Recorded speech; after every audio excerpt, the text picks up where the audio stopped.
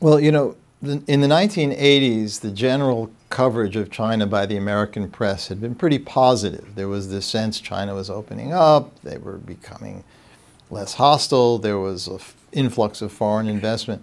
And then suddenly you had these images of, you know, violence and repression. And I think it was magnified by the fact that the American broadcast media were there in large numbers with the technology to transmit it. And I think that had a big impact on American perceptions of China. And it kind of shattered this image of China.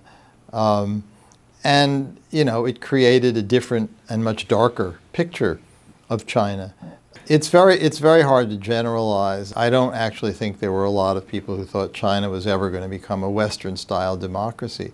But there is no question that in the 1990s and in the early 2000s, China was becoming a more open society. It was welcoming international investment. It was welcoming international exchanges. The Chinese were traveling abroad in much greater numbers.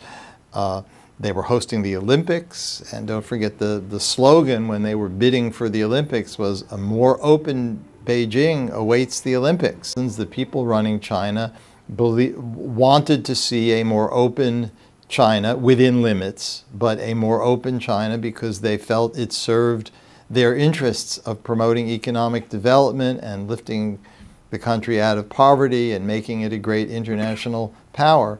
Under Xi Jinping, the kind of prevailing analysis has shifted. I think the 2008-2009 global financial crisis played a major role in the sense that Chinese leaders looked around the world and they said, the Americans are on their way down, the West Europeans are on their way down, we're on the way up.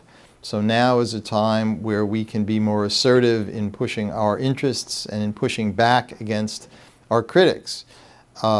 And I think the other thing is that I think Xi Jinping and the people around him looked at the China that came out of the 1990s and early 2000s and saw massive corruption, growing income inequality, potential instability that could threaten the party's rule. And so Xi has kind of shifted gears and made reimposition of party authority and security as the central feature, even outstripping economic development.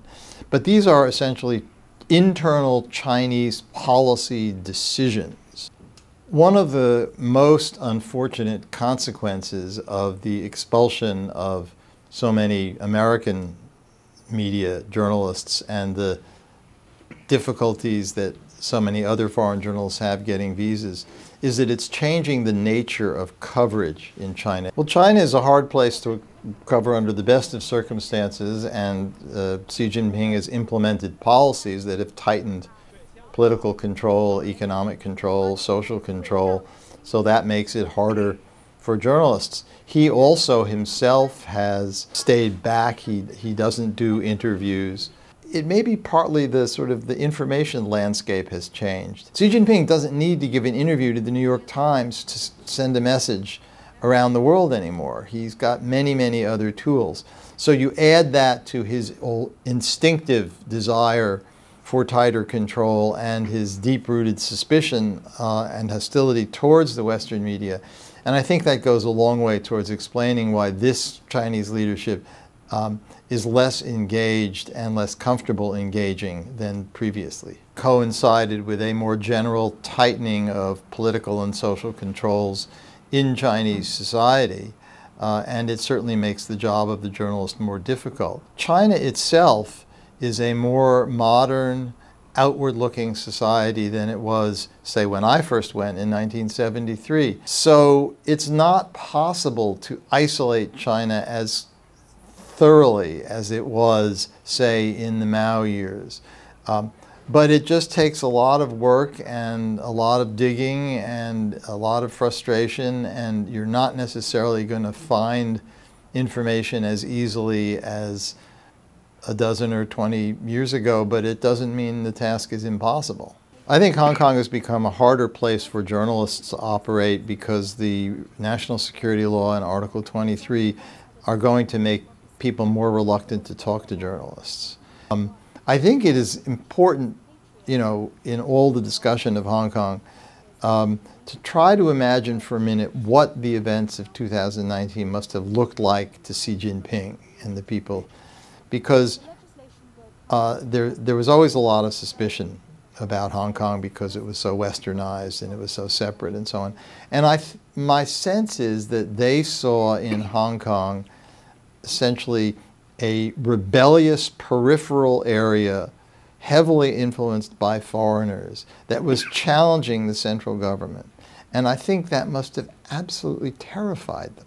And I think it explains some of the extraordinarily heavy-handed